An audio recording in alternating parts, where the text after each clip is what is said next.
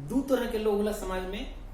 एक हुई जे रीजन पर बात करी, कारण पर बात करी कि हेकरी वजह से हई भइल, हेकरी वजह से हई ना भइल। एक होला जे रिजल्ट पर बात करी और जब रिजल्ट पर जे पहुंच जाई ओकरा रीजन के मायने ना रहेला कि काहे वो पास हो गई, काहे ओकरा के रिजल्ट मिल गई। आज की चर्चा यही पर रही। नमस्कार, प्रणाम, गोल्डा कने, हमारा नाम केएल चौहान, भोजपुरी में पहला मोटिवेटर। मानी कि एक जने वकील साहब पाने और रीजन देता है कि हमरा के बढ़न बढ़न क्लाइंटे ना मिलने से, बढ़न बढ़न केसे ना मिलल कि हमारा नाम हो। ये जने टीचर बने वो रीजन देता है कि भाई हमरा के बढ़िया पढ़े वाला विद्यार्थी ना मिलने से, तेज दिमाग के विद्यार्थी ना मिलने से हमारा नाम हो। टीचर के विद्यार्थी रीजन देता कि हमरा के बढ़िया टीचर ना मिलल, ट्यूशन वाला बढ़िया ना मिलने कि हमरा के समझावे, ऐसे हम फेल बनी। दुकानदार कहता लो कि बढ़िया कस्टमर नहीं घस, ऐसे हमार दुकान बैठ गई, ई रीजन देता है।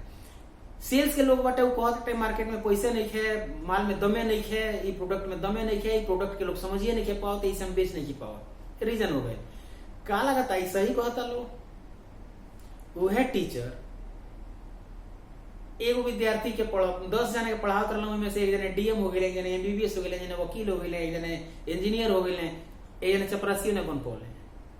पढ़ाने में कोनो दिक्कत रहे, एके वो किताब सब के पढ़त रहे, सब के पढ़ावल जात रहे, एके वो टीचर के से कहां से पहुंच गए। काहे कि जे बाकी लोग फेल होत रहे वो खाली रीजन पर फोकस के दे रहे। रीजन पर फोकस करके कि हेकरी वजह से ओकरे दिमाग में पहले ही से वो बात घर करत चल गई रहे कि कोने वो बहाना बनावत रहे। एगो आदमी रहे जे बहाना से ओकरा कोनो मतलब नहीं रहे, ओकरा रिजल्ट देवे के रहे, तब जाकर के अच्छा रिजल्ट से एक बात याद आ गई कि रिजल्ट कहल कद के जाला। कुछ लोग एक्टिविटी जो करते ना, वो एक्टिविटी से मिले वाला फल के रिजल्ट समझेला। एक्टिविटी में और काम में बहुत अंतर होला। एक्टिविटी तो यही हो जाला, मतलब कौन उम्र उड़ा हिलत तनी डुलत तनी तो एक्टिविटी करता शरीर बागो। डॉक्टर लोग कहला कि अभी एक्टिव शरीर बा, तो कौन काम के बालो वेंटिलेटर पर बा, हाँ जी अभी गुर्दा एक्टिव बा, फेफड़ा चलता, कोनो काम के बालो। तो एक्टिविटी अलग कहा जाला और स्वास्थ्य अलग कहा जाला, स्वस्थ बॉडी अलग होला। तो वही तरह से कुछ लोग एक्टिविटी के समझ ले हम काम करता नहीं।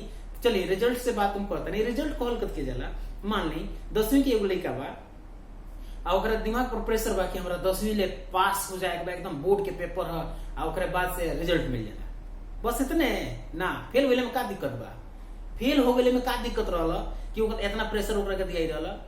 कारण बा कि ओकरा 10वीं पढ़ के 12वीं में बढ़िया कह के, ग्रेजुएशन बढ़िया कह के, बढ़िया कॉलेज में जाके बढ़न नौकरी करे के बा, बढ़न आर्मी बने के बा, आ बढ़िया पैसा कमा के अपन सपना पूरा करे के बा। रिजल्ट वो सपना के पूरा कैले के कहल जाला, ना कि 10वीं के रिजल्ट कहल जाला। जहां एंड हो जाओ वही जो सपना खत्म हो जाई, वो जीवन के करत लास्ट एंड आ जाई, जो क्रिया के करतनी वो जो एंड हो जाओ वो सपना पूरा कैले के बात होला, वो रिजल्ट होला। रिजल्ट ओरिएंटेड जो लोग रही वो अपने लास्ट खातिर, एम खातिर सगरी काम करी। आज रीजन वाला लोग रही वो जड़िए पर काम करी, नीचे सबसे बेस पर काम करे लगी, हेकरी वजह से हईनाई हुई।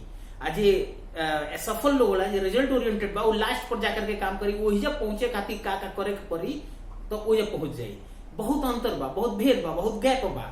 चलिए फोकस कौन है, फोकस लगवाले हैं तो जब पहुंच गए। फोकस एगो हम गेम खेल देते नहीं आज रोरा सब ईमानदारी से, लेकिन बेईमानी क्यों नहीं करी। जे भी वीडियो देखता है उस 2 मिनट खातिर एकदम फोकस हमारे ध्यान हमारे ऊपर रखो। 2 मिनट खातिर करे के का बा कि रोरा एगो 10 ले हम गिनती गिने, वो 10 ले रोरा अपने कमरा में जहां भी देखता नहीं वही जब रुक के अपने आसपास चीज पर नजर डाले के बाद रोरा के बताओ के बाद कि रोरा आसपास कोगो लाल रंग के चीज बा। ईमानदारी से 1 2 3 4 5 6 7 8 9 9:30 10 रुक जाए, देख लेनी चारों ओर। अब ईमानदारी से हमरा के बताई कि रौरे कमरा में पीला रंग के कोगो चीज बा, ना बता सके नहीं। ब्लू रंग के कोगो चीज बा, ना बता सके नहीं। आसमानी रंग के कोगो बा, ना बता सके नहीं। भूरा कोगो बा, ना बता सके नहीं। काहे कि फोकस रह लाल रंग पर। वही गनिया जी जहां फोकस करी मिली आसपास के चीज ना लौकी। जे रीजन पर काम करत हुई ओकरा के रीजने लौकी, आ जे रिजल्ट पर काम करत हुई ओकरा के रिजल्ट लौकी। इहे अंतर हो जाला। तो हमनी के रीजन पर काम नहीं करे के, हमनी के रिजल्ट पर काम करे के बाटे। जितना भी लोग रिजल्ट खातिर जियता ओकरा जीवन में रिजल्ट मिली, जे रीजन खातिर जियता ओकरा जीवन में रीजन मिली। हमने कहीं विचारक के बात एगो याद आवता कि 3 तरह के लोग होला। एगो वो होला जो व्यक्ति के बात करी, सबसे निम्न दर्जा के लोग। दूसरा दर्जा के जो लोग रही वो मुद्दा के बात करी, राजनेता लोग में गुण होला। और तीसरा लोग होला जो विचार के बात करी, अव्वल दर्जा के लोग होला। तो रौरा कामना में बानी, रीजन में कि रिजल्ट में ईश्वर से कामना करता नहीं कि रौरा ए बेर अगर रीजन जो होत रही है कि कौने कारण से रौरा पास भइली, कौने कारण से रौरा फेल भइली के छोड़ दी, खाली रिजल्ट पर फोकस करी। रिजल्ट पर जितना भी लोग फोकस के बा वो सब लोग अपना रिजल्ट के जरूर पौले बा। और रिजल्ट सुख देला दुख देला, तो रिजल्ट खातिर फोकस कैले रहे के बा। ए बेर अगर हमारा चैनल के सब्सक्राइब नहीं कैले, ए तरह के और वीडियो देखल चाहता नहीं तो चैनल के सब्सक्राइब कर दी, बेल आइकन के हिट कर दी, जैसे हम नया वीडियो डाले तो रोरा की नोटिफिकेशन मिल जाओ।